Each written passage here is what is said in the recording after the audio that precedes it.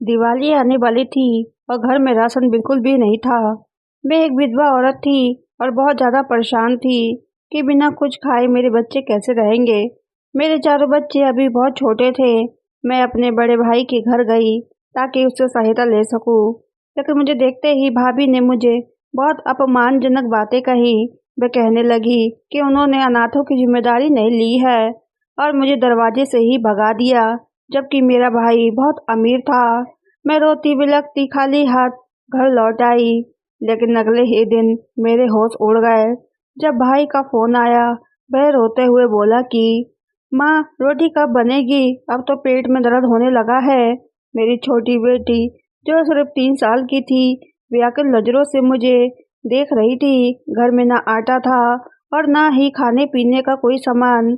बच्चों को और खुद को पानी पिलाकर मैं बस यही दिलासा दे रही थी कि रात को रोटी दूंगी। अब तो रात के 9 बज चुके थे। बच्चे भूख से बिलबिला रहे थे और मेरा दिल बहुत तड़प रहा था। मैं कभी नहीं चाहती थी कि मेरे बच्चे भूखे रहें, लेकिन मेरे पास कोई दूसरा उपाय नहीं था। बहुत बार हिम्मत करके धीरज भाई के घर जाने की कोशिश की, लेकिन हिम्मत नहीं जुटा पाई। जब से मैं विधवा हुई थी, मुझे एक एक पैसे के लिए मोहताज होना पड़ा और ससुराल वालों ने मुझे 4 बच्चों के साथ घर से निकाल दिया। धीरज भाई ने भी कभी पलट कर पूछा तक नहीं कि बहन जिंदा भी है या नहीं। मेरी आंखों से आंसू बह रहे थे। आखिरकार मैंने अपनी छोटी बेटी को सीने से लगाया और मजबूरी में घर से बाहर निकली। मैंने पड़ोसी के दरवाजे पर दस्तक दी। सामने वाली ने मालती आंटी ने दरवाजा खोला। मुझे देखकर उसके चेहरे पर सिकन आ गई। मैं बोली, क्या है? मैंने कहा, आंटी, मुझे 2 सूखी रोटियां दे दो, बासी टुकड़ों में ही दे दो। मैं अपने बच्चों को पानी में भिगोकर खिला दूंगी। सुबह से कुछ नहीं खाया। भगवान के लिए हमारी हालत पर दया करो। शायद उनके दिल में थोड़ी सी दया आ गई थी। उन्हें बासी टुकड़ों में से 2 सूखी रोटी, सख्त रोटियां मुझे दे दी और मुझे कहा, ले बस यही है, अब दरवाजा मत खटखटाना। कम वक्त कहीं की, हड्डी गड्डी है, पर शर्म नहीं आती मांगते हुए। मैंने आंसू पोंछे और घर लौट आई। मेरे हाथ में रोटी देखकर बच्चों को चेहरे पर खुशी की लहर दौड़ गई। रोटी बहुत सख्त थी। मैंने उसे थोड़ा पानी में भिगोकर नरम किया और आंसू बहाते हुए अपने बच्चों को निवाले खिलाए। वे बेचारे वही रोटी चबाकर पानी के साथ निकल रहे थे और मेरा दिल अंदर ही अंदर रो रहा था। गरीबी भी कितनी अजीब चीज है, और इस गरीबी में अगर कोई विधवा और बेसहारा की मदद ना करे तो ऐसे भाई का क्या फायदा। ये सोचकर मेरे दिल से एक तीस उठी। मेरे बच्चों ने बस इतने ही निवाले निकले थे कि पेट को थोड़ी तसल्ली सी हो सके। 4 बच्चे थे और 4 बच्चों के हिस्से में बस आधी आधी रोटी आई थी। फिर वे सब पानी पीकर वहाँ आंगन में चादर बिछाकर सो गए। अब तो उनके होठ सूखे हुए थे। अब तक मेरे बच्चे नींद में बार बार अपने पेट पर हाथ फेर रहे थे। शायद भूख अभी भी बाकी थी। पेट अब भी अपना ईंधन मांग रहा था, लेकिन कोई नहीं था जो उन्हें इस हालत में देखता या उनकी इस हालत पर दुख बनाता। मैं उन लोगों में से नहीं थी जो भीख मांग मांग कर पैसे इकट्ठा करे और दुनिया के सामने रोए। मेरी अंतरात्मा इसकी इजाजत नहीं देती थी। मैंने लोगों के घरों में काम भी किया। ऐसा नहीं था कि मैं मेहनत से भागती थी। अपने बच्चों को खाना बनाकर दरवाजे पर ताला लगाकर मैं दूसरों के घरों में काम करने जाती थी। लेकिन बड़े घरों के बड़े ही उसूल होते हैं। अमीरों के लिए कुछ और गरीबों के लिए कुछ और। मैं रितु दीदी के घर पर काम करती थी। वह भी मेरी तरह जवान और 2 बच्ची की माँ थी। उसका पति भी मेरे पति की उम्र का ही था। मेरा पति चौकीदार था। अपने मालिक के घर की सुरक्षा करते करते वह चोरों के हाथों मारा गया, लेकिन उस मालिक ने हमें सिवाय दिलासा देने के कुछ नहीं दिया। मैं रितु दीदी के घर में काम करने लगी। उनके पति की बुरी नज़र मुझ पर थी। एक बार मैं काम पर गई तो रितु दीदी घर पर नहीं थी। मैंने कहा, साहब जी, मेरा हाथ छोड़िए, मैं इस किस्म की बुरी औरत नहीं हूँ। मेहनत करती हूँ और अपने बच्चों का पेट पालती हूँ। वह कहने लगा, मेहनत से तुम्हें मिलता ही क्या है? पूरा दिन गंदे बर्तन मांजती हो, कपड़े धोती हो, सफाई करती हो। महीने के बस 5-6 हजार मिलते हैं, उसमें तुम्हारा क्या चलता होगा? बस चंद घंटों के लिए मेरे साथ बिता लो, मैं तुम्हें 20,000 दूंगा। मैंने कहा, साहब जी, मेरा हाथ छोड़िए, मैं अपने बच्चों को ईमानदारी की रोटी खिलाती हूँ, खून पसीना करती हूँ, 3 घरों में काम करती हूँ, हर औरत बिकाऊ नहीं होती। मैंने ज़बरदस्ती उस व्यक्ति से अपना हाथ छुड़ाने की कोशिश की। वह कहने लगा, आज तो तुम्हें नहीं छोड़ूंगा, तुम्हारी मर्जी हो या ना हो। मेरी मर्जी तो है, जब से तुम्हें देखा है मेरा दिमाग खराब हो गया है। ये कहते हुए वह ज़बरदस्ती मुझे कमरे में ले गया। मैं चिल्लाने लगी तो उसने मेरे मुंह पर हाथ रख दिया। कहने लगा, अगर शोर मचाए तो तुम्हारा गला घोट कर मार डालूंगा। फिर उसने मुझे कमरे में धक्का दिया, दरवाज़ा बंद करके कुंडी लगा ली। इससे पहले कि कोई बेहूदगी करता वह वही एक लोहे का गुलदान पड़ा था। मैंने वह उठाया और जोर से उसके सिर पर मार दिया। मैं तुरंत उसे धक्का देकर पीछे हटी और दरवाज़ा खोलकर बाहर चली गई। जब तक वह मेरे पीछे आता मैंने मुख्य दरवाज़ा खोला और भागकर अपने घर आ गई। घर आकर मैं जोर जोर से रोई। मुझे रजत की बहुत गहराई से याद आ गई। जब वह था तो किसी की हिम्मत नहीं थी कि मुझ पर उंगली उठा सके या मुझे गंदी नज़र से देख सके। लेकिन जब से वह गया है, मोहल्ले वालों ने मुझ पर उल्टी सीधी नज़रें डालनी शुरू कर दी थी। उसके पति ने मुझे इंसाफ तक नहीं दिया। मैं रोती बिलखती घर लौट आई। मुझे सिलाई भी नहीं आती थी और ना ही मैं पढ़ी लिखी थी, क्योंकि धीरज भाई ने मुझे पढ़ने ही नहीं दिया था। वह कहते थे कि तुमने कौन सी नौकरी करनी है, मैं पढ़ूंगा तो बड़ा अफसर बनूंगा, तुम्हें ढेर सारा दहेज देकर तुम्हारी शादी करूंगा। लेकिन ऐसा कुछ नहीं हुआ। धीरज भाई ने खूब पढ़ाई की, अफसर भी बन गए। लेकिन भाभी बड़े घर से आई थी, मेरे माता पिता जीवित नहीं थे। मैं अकेले ही धीरज भाई के साथ रहती थी। जब से वह आई थी मुझे नफरत से देखने लगी थी। वह कहती थी, ये तो पढ़ी लिखी भी नहीं है, इससे भला कौन शादी करेगा, कोई भी अच्छा घराना इसे पसंद नहीं करेगा। धीरज भाई भी अपनी पत्नी के आते ही बदल गए थे। उनका व्यवहार बदल गया।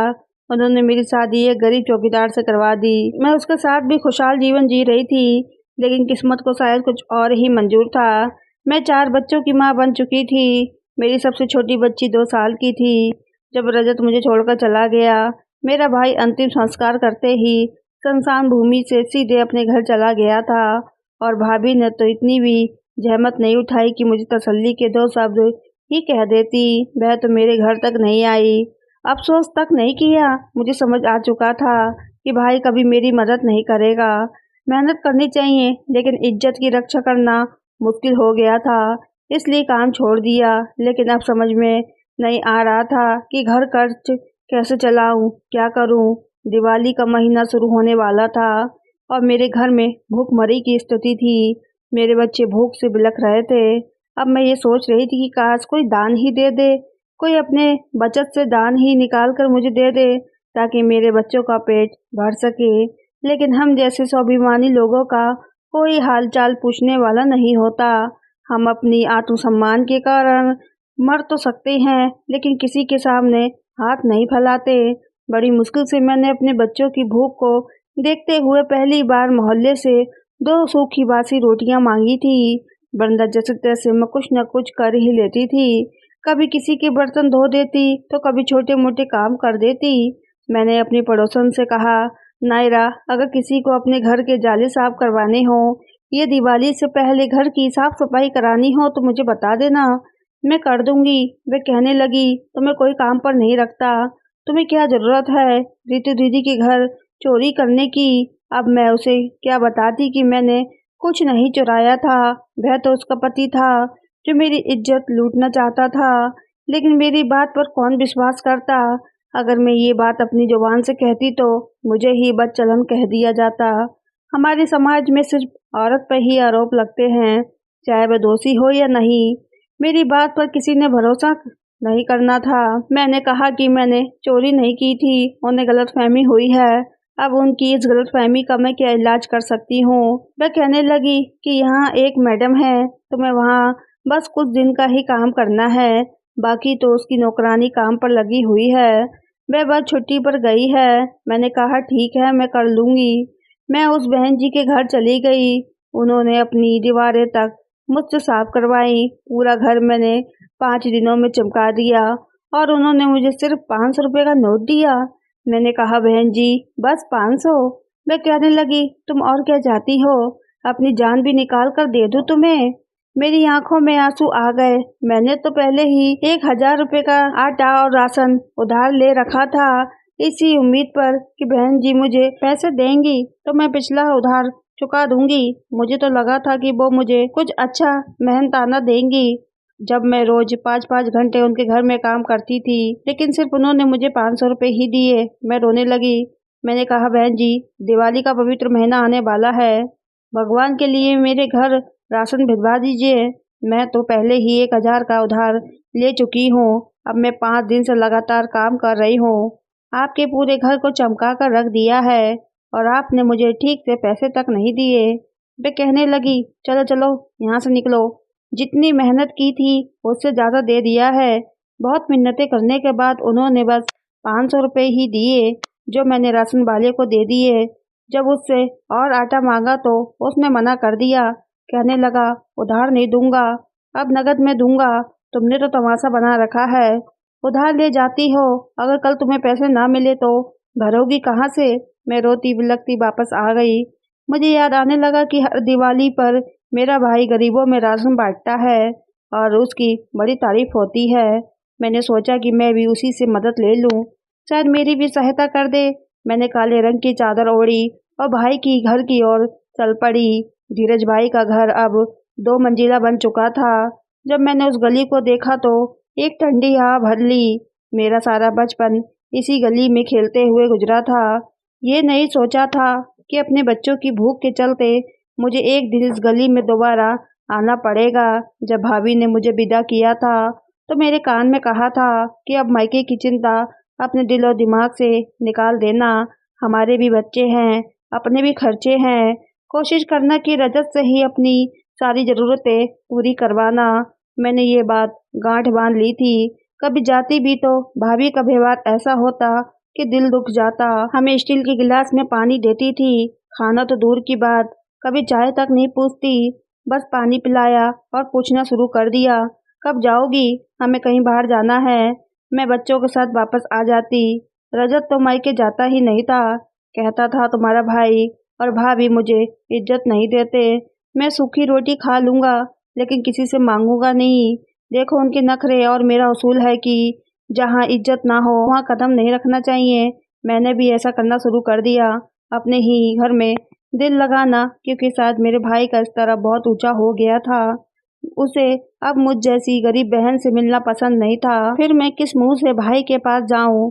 दिवाली आती जाती रही, लेकिन मेरा भाई ना तो कभी दिवाली को मिलने आया और ना ही कभी मेरे हाथ पर 500 रुपये दिवाली के साड़ी के रखे। शायद उसकी इच्छाएं बहुत बढ़ गई थी, या फिर ये महंगाई ही थी कि उसके पास अपनी बहन को देने के लिए पैसे तक नहीं थे। वो गरीब लोग थे बेचारे, और वो बहन जो रो रो कर भाई की सफलता की दुआएं मांगती थी, आज इस हाल में पहुंच गई थी।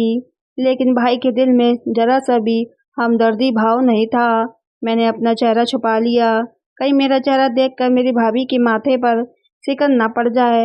शायद मुझे गरीब समझकर तो वह राशन दे देती, लेकिन अपनी ननद समझकर कभी नहीं। मैंने दरवाजे पर दस्तक दी। दरवाजा मेरी भाभी ने खोला। मैंने कहा, बहन जी, दिवाली का महीना है, घर में बच्चे भूख से तड़प रहे हैं, भगवान के लिए मुझे आटा, दाल और चावल ही दिलवा दो। भाभी कहने लगी, चलो चलो यहाँ से, हम लोग पहले ही राशन बांट चुके हैं। मैंने कहा, ईश्वर के लिए कुछ तो दे दो बहन, अपने बच्चों का उन्हें ही दे दो। लेकिन भाभी ने मेरे मुंह पर दरवाज़ा बंद कर दिया। मैंने कभी भी नहीं सोचा था कि मेरे साथ ऐसा व्यवहार किया जाएगा। उसी वक्त मेरा भाई अपनी गाड़ी में वहाँ पहुँचा। मेरे भतीजे और भतीजियाँ गाड़ी में बर्गर खा रहे थे और उतरकर आधे अधूरे बर्गर कचरे में फेंक दिए। फिर सब घर के अंदर चले गए। जब धीरज भाई मेरे सामने खड़े हुए थे तो मैंने अपना चेहरा चादर से हटा दिया। शायद मुझे इस हाल में देखकर भाई का दिल पसीज जाए। उन्होंने मुझे देखा और नजरें चुरा ली। वो बोले, क्या बात है? मैंने कहा, मेरे बच्चे भूखे हैं। वो बोले, तुम ठीक ठाक हो, कहीं कोई काम कर लो। मैंने कहा, भाई, बच्चे भूख से बिलबिला रहे हैं, ईश्वर के लिए अपने बच्चों का ही कुछ दे दो। वो बोले, मैं दान पुण्य कर चुका हूँ, अब मेरे पास कुछ नहीं है। मेरी आंखों में आंसू आ गए जब मेरे भाई ने जेब से सिगरेट निकाली, मुंह में लगाई और अपने घर के अंदर चला गया। मैंने कचरे से फेंके हुए बर्गर उठाए और अपनी चादर में लपेट लिए। मेरी आंखों से आंसू बह रहे थे। जब मैं वहां से जा रही थी तभी मैं किसी से जोर से टकरा गई। मेरे हाथ से बर्गर जमीन पर गिर गए और मिट्टी में मिल गए। वो देखकर मुझे बहुत रोना आ गया क्योंकि मेरे बच्चे वो रेत और मिट्टी वाले बर्गर नहीं खा सकते थे। मैं ज़मीन पर बैठ गई और बर्गर को समेटने लगी। तभी वो व्यक्ति मेरे सामने बैठ गया। वो कहने लगा, तुम मीरा हो ना? ये सुनकर मैंने चौंक कर उसकी ओर देखा और फिर तुरंत खड़ी हो गई। बर्गर को फिर से चादर में लपेटा और तेज कदमों से आगे बढ़ गई। मेरा दिल जोर जोर से धड़क रहा था। काश उसने मुझे पहचान ना लिया होता। काश मैं इस गली में दोबारा ना आती। लेकिन इंसान अपने अतीत से पीछा नहीं छुड़ा सकता। मैं भी अपने अतीत से पीछा नहीं छुड़ा पाई। जिस समय से मैं बच रही थी वही मेरे सामने आ खड़ा हुआ था। रोते धोते तेज कदमों से मैं पैदल ही अपने घर की तरफ निकल गई। आधा घंटा लगा मुझे घर पहुंचने में। जब मैंने दरवाज़ा खोला तो मेरे बच्चे भूखी नज़रों से मेरी ओर देख रहे थे। मैंने वही बर्गर जो भाई के घर के कचरे से मिले थे निकाल कर उन्हें दे दिए। मेरे भूखे बच्चे उन्हें खाने लगे और मेरी आंखों से आंसू बहने लगे। तभी मेरे कानों में उस व्यक्ति की आवाज़ गूंजी, मीरा, एक बार अपनी भाभी और भाई से बात तो करो। मैं तुम्हें बहुत खुश रख सकता हूँ। मैंने कहा, नहीं, मैं ऐसा नहीं कर सकती। मेरे भाई मेरे लिए जो भी निर्णय लेंगे वही मेरे लिए बेहतर होगा।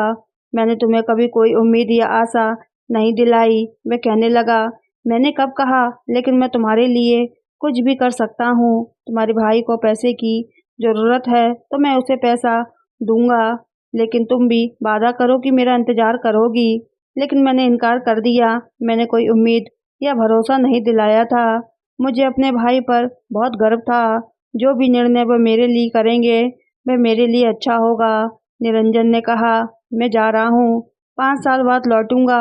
अगर हो सके तो मेरा इंतज़ार करना। ये कहकर वह चला गया। निरंजन हमारे पड़ोस में ही रहता था। अक्सर जब भी उसकी माँ कुछ अच्छा बनाती थी मैं हमारे घर ले आता था। उस समय मैं घर पर अकेली होती थी। दरवाजे पर खड़ा होकर प्लेट देता और उसके चेहरे पर मुस्कान होती।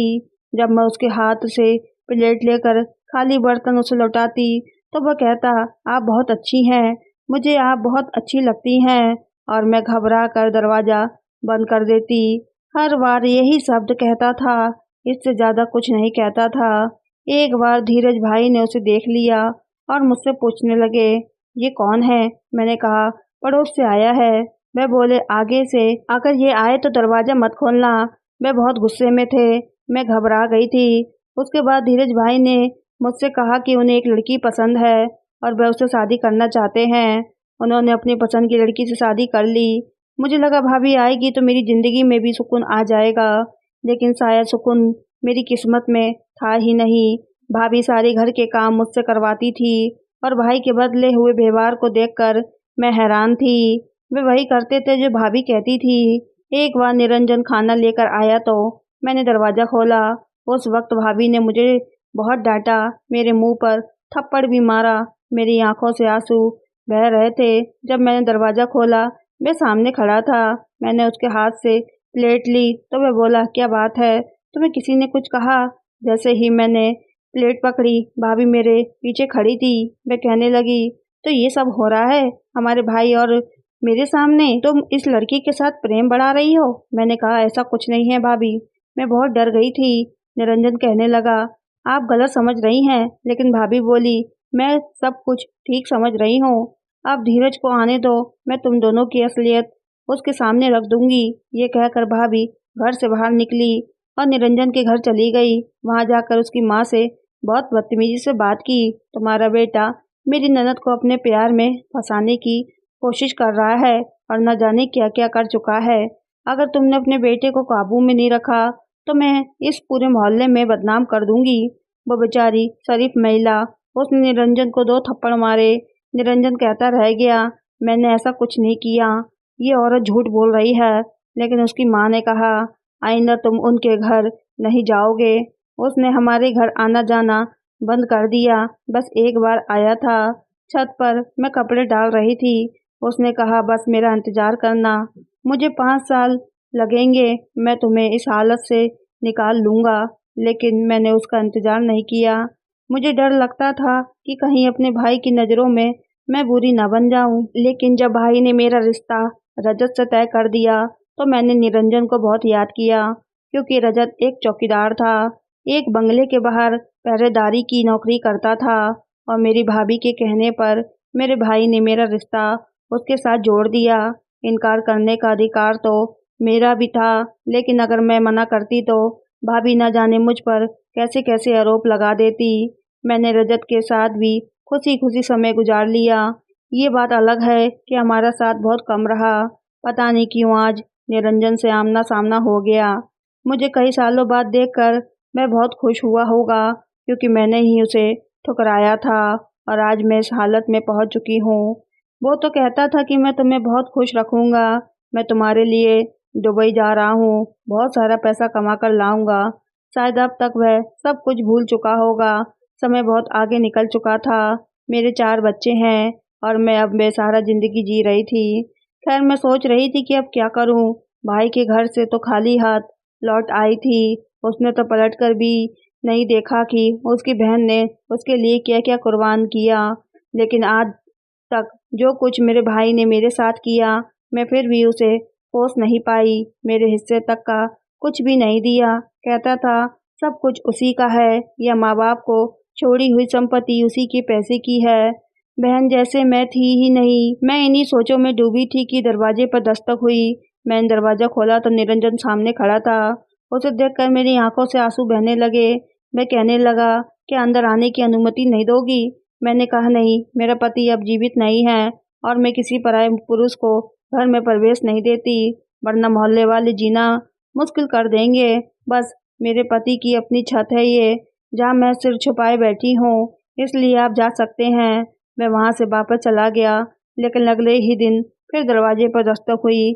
मैंने दरवाज़ा खोला तो निरंजन के हाथ में कई थैले थे, जिन्हें उसने मेरे दरवाजे के पास रख दिया। वह कहने लगा, इसमें खाने पीने और ज़रूरत की कुछ चीज़ें हैं, इन्हें रख लो। मैंने कहा नहीं, मुझे किसी चीज़ की ज़रूरत नहीं है, भगवान का दिया सब कुछ है। मैं निरंजन का कोई एहसान नहीं लेना चाहती थी। वह कहने लगा, मैं सब जानता हूँ, अगर तुम ये रख लोगी तो मुझे खुशी होगी। और निश्चित रहो, ये मेरे बच्चे या परिवार की कोई दान दक्षिणा नहीं है। मेरे बच्चे बाहर आकर खाना पीने का सामान देखकर मैं बहुत खुश हो गई। मैं थैला अंदर ले गई, उसमें सब कुछ था, आटा, दाल, चावल, चीनी और घर की सभी जरूरत की चीजें। मैंने आटा गूथा और रोटियां बनाई। मेरे बच्चों ने पेट भर के खाना खाया और खाने के बाद उन्होंने उस इंसान निरंजन के लिए हाथ उठाकर ढेरों दुआएं दी। जिसने हमें खाना दिया था, उन्होंने ईश्वर से प्रार्थना की कि उसकी रोजी में बरकत हो। कुछ दिन बाद वह फिर आया। वह दरवाजे के बाहर खड़ा था, अंदर नहीं आया। मैं बोला, अगर तुम मुझे इस योग्य समझो तो मैं तुम्हारा और तुम्हारे बच्चों का सहारा बनना चाहता हूँ। मैंने पूछा, क्या तुम्हारी पत्नी तुम्हें इसकी अनुमति दे देगी? मेरी बात पर वह थोड़ा मुस्कुराया, बोला, पत्नी है ही नहीं, अगर तुम हाँ कर दो तो मेरा घर भी बच जाएगा और तुम्हारे बच्चों को एक पिता मिल जाएगा। मैं तुम्हें बहुत खुश रखूंगा मीरा। मेरी आंखों से आंसू बहने लगे। मैं इनकार क्यों करती? मुझे सच में एक सहारे की जरूरत थी। दिवाली से एक दिन पहले हमारी शादी हुई और वह मुझे और मेरे बच्चों को अपने घर ले गया। उसका घर अब भी मेरे भाई के घर के बराबर में ही था। जब मेरी भाभी और भाई ने ये देखा तो मेरी भाभी ताने मारने लगी। मैं कहने लगी, मुझे तो पहले ही पता था कि ये अपने पति के नाम पर नहीं बैठी रहेगी। लेकिन इस बार मैंने कोई जवाब नहीं दिया, बल्कि निरंजन ने जवाब दिया। मैं बोला, जब भाई और भाभी ऐसे हो तो औरत को ऐसा कदम उठाना पड़ता है। मेरी भाभी गुस्से से तिलमिला गई और अपने घर के अंदर चली गई। लेकिन अगले ही दिन मेरा भाई रोते बिलखते हुए घर लौटा।